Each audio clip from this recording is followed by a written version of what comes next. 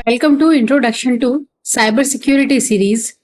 आज हम third episode में हैं और एपिसोड 1 और 2 में हमने ये समझा था साइबर सिक्योरिटी क्या है, कौन कौन सी इंफॉर्मेशन को साइबर सिक्योरिटी प्रोटेक्ट कर सकती है, किस किस तरह की इंफॉर्मेशन होती है या वो कौन सी कैटेगरीज हैं जिसकी इंफॉर्मेशन हैकर्स के लिए यूजफुल है। जैसे हमने समझा कि एक इंफॉर्मेशन हमारी पर्सनल लेवल पे है या इंडिविजुअल की कहें, दूसरा हमारा ऑर्गेनाइजेशन का डेटा है और तीसरा गवर्नमेंट का। ये कौन कौन से डेटा होते हैं और जब हम नेट पे और या फिर हम कहें 24/7 जब हम साइबर वर्ल्ड में हैं तब हम कौन कौन सी आइडेंटिटी हमारी होती है, जैसे कि ऑनलाइन आइडेंटिटी है, ऑफलाइन आइडेंटिटी है। इन दोनों को हमने डिटेल में समझा एग्जाम्पल के साथ और कुछ रियल केस स्टडीज भी हमने इसको एक्सप्लेन करते समय डिस्कस की। आज हम ये समझते हैं कि हैकर्स का मोटिव क्या होता है या उनका ऑब्जेक्टिव क्या होता है, क्यों वो हैक करना चाहते हैं किसी भी इंफॉर्मेशन को, या किस तरह के रियल लाइफ इंसिडेंसेस होते हैं साइबर वर्ल्ड में। इसको हम आज डिटेल में डिस्कस करेंगे।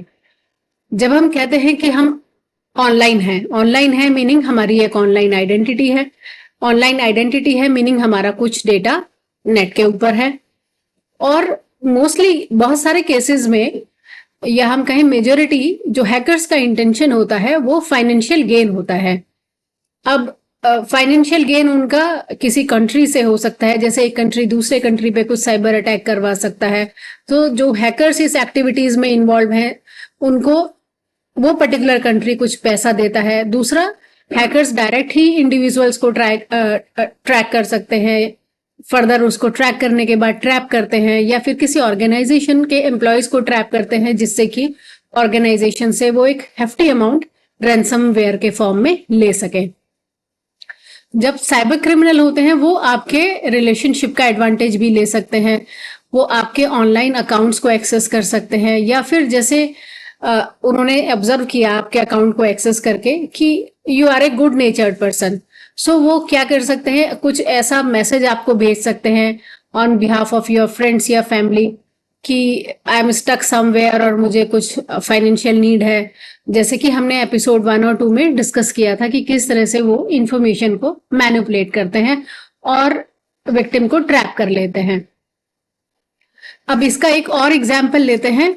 जब हम अपने कार्ड्स को यूज करते हैं एयर टिकट्स लेने के लिए, तब जो हमारी कंपनी है जिससे भी हम टिकट बाय कर रहे हैं वो हमें कुछ एयर माइल्स प्रोवाइड करती है in the form of points, और जब वो पॉइंट्स बहुत ज्यादा इकट्ठे हो जाते हैं वी कैन यूटिलाइज देम, या तो हम किसी फर्दर एयर टिकट में उनको यूज कर सकते हैं।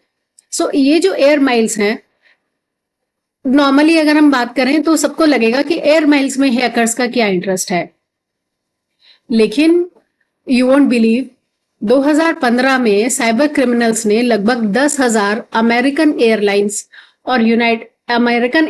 एंड यूनाइटेड अकाउंट्स हैक किए थे।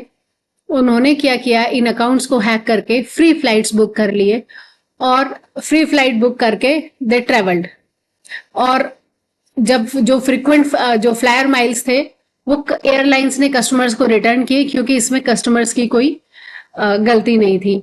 सो इट्स नॉट कि जिस इंफॉर्मेशन को हमें लगता है कि ये किसी के काम की नहीं, वो काम की ना हो। साइबर क्रिमिनल्स बहुत क्रिएटिव और इमेजिनेटिव होते हैं जब उनको स्पेशली कुछ फाइनेंशियल गेन हो रहा है, लेकिन सिर्फ इतना ही नहीं है, वो आपकी आइडेंटिटी को स्टील करके आपकी लाइफ तक को रूइन कर सकते हैं। कई बार हमने देखा है कि जैसे कुछ केसेस होते हैं कि कुछ पर्सनल प्रॉब्लम्स थे दो लोगों के बीच में और उन्होंने आइडेंटिटी स्टील करके दूसरे बंदे के साथ इस तरह से रिवेंज लिया। एक और एग्जांपल हम डिस्कस करेंगे यहाँ पे। 2017 में इक्विफेक्स नाम की कंपनी के ऊपर साइबर अटैक हुआ था। ये Equifax one of the largest credit reporting agencies में से आती है यूनाइटेड स्टेट्स के अंदर। इनके यहाँ पर एक मैसिव डेटा ब्रीच हुआ था। हैकर्स ने क्या किया था, जो इनका इक्विफेक्स का वेबसाइट सॉफ्टवेयर था उसमें किसी वल्नरेबिलिटी को एक्सप्लॉइट किया, और एक्सप्लॉइट करने के बाद में वो लोग इसके डेटा तक पहुंच गए, सर्वर तक पहुंच गए और उन्होंने लगभग 147 मिलियन लोगों का डेटा या सेंसिटिव पर्सनल इंफॉर्मेशन को एक्सेस कर लिया। सो इस तरह की इंसिडेंसेस में हैकर्स का जो ऑब्जेक्टिव होता है मोस्ट लाइकली फाइनेंशियल गेन और आइडेंटिटी थेफ्ट होता है। अब जो इंफॉर्मेशन हैकर्स ने यहाँ से निकाली थी उसमें लोगों के नाम थे, सोशल सिक्योरिटी नंबर्स थे, बर्थ डेट्स थी, एड्रेसेस थे और कुछ केसेस में उनको क्रेडिट कार्ड नंबर्स भी मिले थे। अब इस तरह का जो डेटा ब्रीच होता है इसके कॉन्सिक्वेंसेस भी बहुत खतरनाक होते हैं, क्योंकि ये जो इंफॉर्मेशन चोरी हुई है इसको आइडेंटिटी थेफ्ट के लिए भी यूज किया जा सकता है। इसको कुछ फर्दर लोन लेने के लिए भी वो लोग फ्रॉडुलेंट क्रेडिट एप्लीकेशंस में यूज कर सकते हैं या कुछ और मेलिशियस एक्टिविटीज हो सकती हैं। सो इस ब्रीच से हमें क्या सीखने को मिलता है? हमें ये पता चलता है कि हैकर जो है बहुत बड़े ऐसी ऑर्गेनाइजेशन को टारगेट करते हैं जिसके पास में डेटा का बहुत बड़ा रिपोजिटरी हो, जिससे कि वो अपने फाइनेंशियल गेन के ऑब्जेक्टिव्स को पूरा कर सकें। और इन लोगों के पास में टेक्निक्स भी बहुत सारी होती हैं। पहले हैकिंग करना फिर भी इजी था, nowadays it is tough, but ऐसा नहीं है कि कोई भी सॉफ्टवेयर या हार्डवेयर 100% सिक्योर होता है और हैकिंग पॉसिबल नहीं है। देन कम्स, अभी हम इसके लिए एक और एग्जाम्पल ले लेते हैं। जैसे भी हमने डिस्कस किया कि फाइनेंशियल गेन आइडेंटिटी के लिए भी और आपकी आइडेंटिटी यूज करके, जैसे उन्होंने एयर माइल्स को यूज कर लिया था आइडेंटिटी यूज करके। दूसरा हो सकता है कि मेडिकल केसेस में या हॉस्पिटल्स में आइडेंटिटी थेफ्ट के इंसिडेंसेस।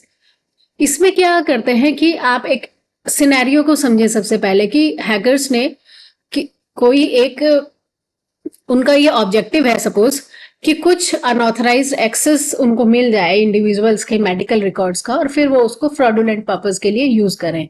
सो वो क्या करते हैं? इसके लिए उनके पास मेथड क्या होता है? डेटा ब्रीच हो सकता है या सोशल इंजीनियरिंग हो सकती है। तो हैकर्स स्टार्ट कैसे करते हैं? सबसे पहले उनको पर्सनल इंफॉर्मेशन चाहिए।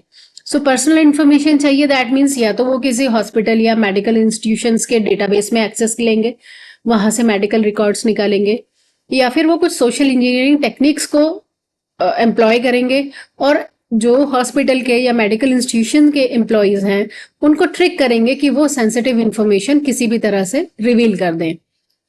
जब उनको पर्सनल इंफॉर्मेशन मिल जाती है उसके बाद में फिर वो विक्टिम को इम्पर्सोनेट करते हैं। इम्पर्सोनेट करके वो एक फेक मेडिकल प्रोफाइल बना सकते हैं उस व्यक्ति के नाम पर, और जो उनका हेल्थ केयर प्रोवाइडर है, फॉर एग्जाम्पल इंश्योरेंस कंपनी है, वो वहां पे वो डिटेल देते हैं।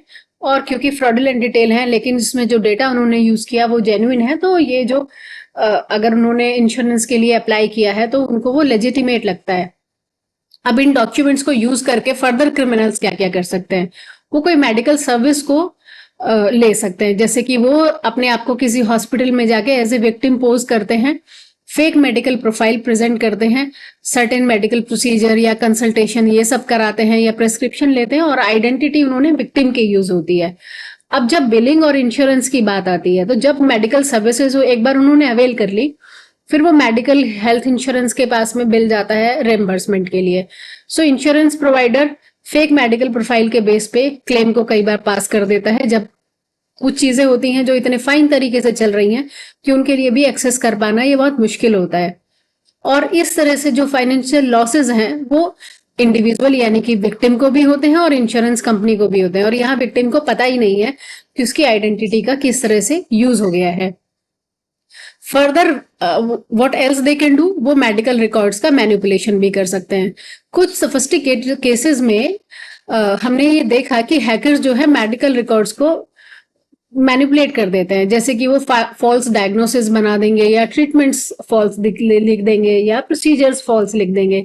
उससे क्या होता है कि ऐसा लगता है कि विक्टिम को ये मेडिकल ट्रीटमेंट मिला है इस तरह का, और उसके लीगल कॉम्प्लिकेशंस फर्दर कई बार हेल्थ केयर प्रोवाइडर्स को बेयर करने पड़ते हैं। नेक्स्ट हो सकता है इसमें फाइनेंशियल कॉन्सिक्वेंसेस। सो क्योंकि विक्टिम जो है वो फेस करता है कुछ फाइनेंशियल रिpercussion, क्योंकि कुछ फ्रॉडुलेंट मेडिकल क्लेम हुए, ट्रीटमेंट हुए, इस वजह से जो विक्टिम है उसकी क्रेडिट रेटिंग खराब हो जाती है, उसके इंश्योरेंस प्रीमियम पे असर पड़ सकता है, और या फिर कई बार ऐसा भी हो सकता है कि कुछ उसके आउट ऑफ पॉकेट एक्सपेंसेस हो जाए। अब हमने ये समझा कि मेडिकल आइडेंटिटी थेफ्ट के कितने सीवियर कॉन्सिक्वेंसेस किसी भी विक्टिम के लिए हो सकते हैं। वो उसकी हेल्थ को अफेक्ट कर सकते हैं, फाइनेंसेस को, और प्रिवेसी तो है ही। क्योंकि इनकरेक्ट मेडिकल इंफॉर्मेशन से क्या है, इनकरेक्ट ट्रीटमेंट मिलेगा, मिस डायग्नोज होगा पेशेंट, और जो अप्रोप्रिएट केयर उसको मिलनी चाहिए वो उसमें डिले होगा। फिर फर्दर विक्टिम को ये सब financial issues, legal issues resolve करने में टाइम लग सकता है। इस एग्जाम्पल से हमने ये समझा कि हैकर्स कैसे पर्सनल इंफॉर्मेशन को एक्सप्लॉइट करते हैं और कोई भी मेडिकल आइडेंटिटी थेफ्ट कमिट कर जाते हैं। और ये क्यों होता है? क्योंकि जब robust security measures are not in place, या फिर हम कहें कि विजिलेंट मॉनिटरिंग नहीं हो रही है, तब ऐसे इंसिडेंट्स होते हैं। अब ये तो हुई हमारी साइबर क्रिमिनल्स की बात। साइबर क्रिमिनल्स के बाद में और कौन है जो हमारे डेटा में इंटरेस्टेड होता है? क्या कोई और भी लोग हो सकते हैं जिनके लिए हमारी पर्सनल इंफॉर्मेशन काम की हो? Answer is yes.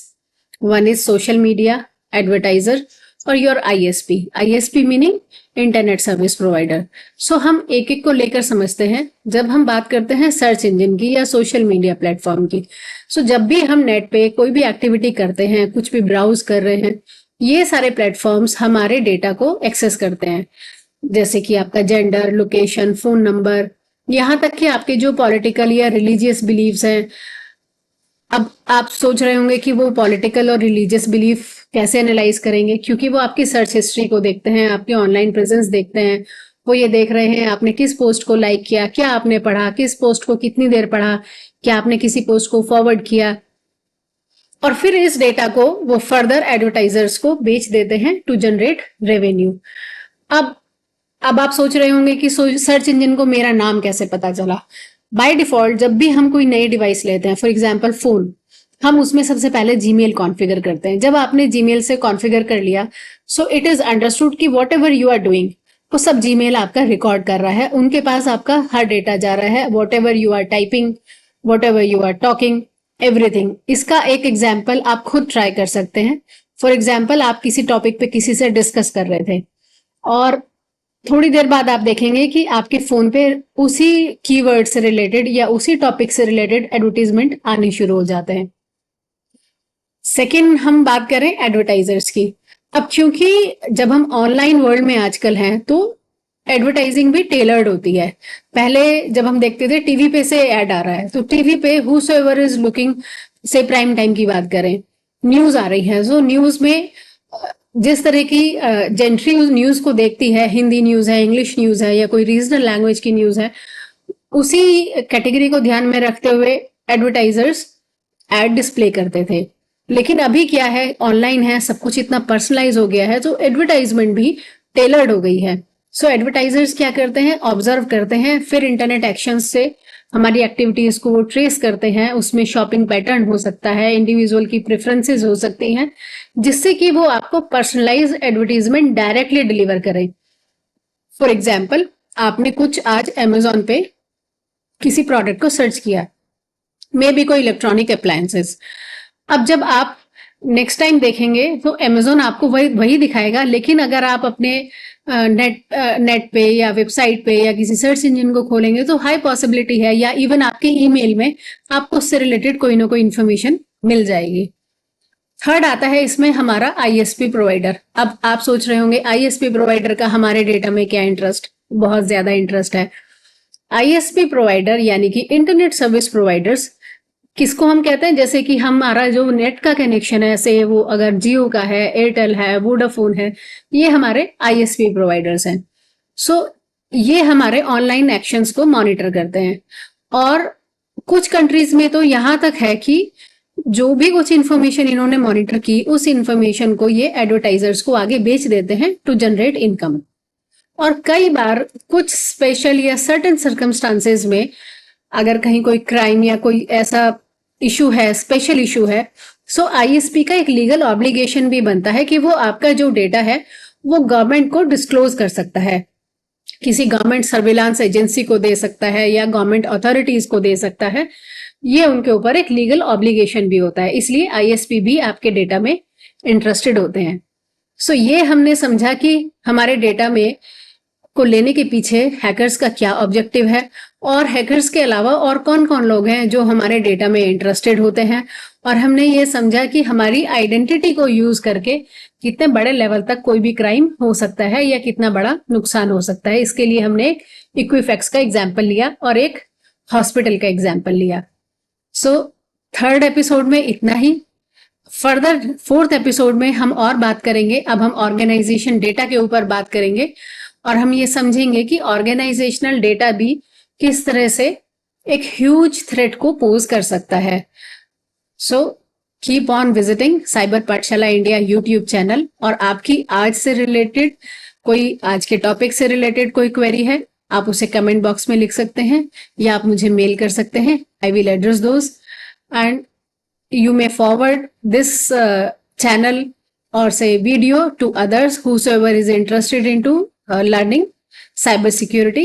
This is the basic course और बहुत ही अच्छे तरीके से ये चल रहा है। आज तीसरा एपिसोड कंप्लीट हो रहा है, बहुत ही डिटेल में और बहुत ही इजी लैंग्वेज में ये आप सबके साथ शेयर किया जा रहा है। सो कोशिश करें कि मैक्सिमम लोगों तक इसका बेनिफिट हो।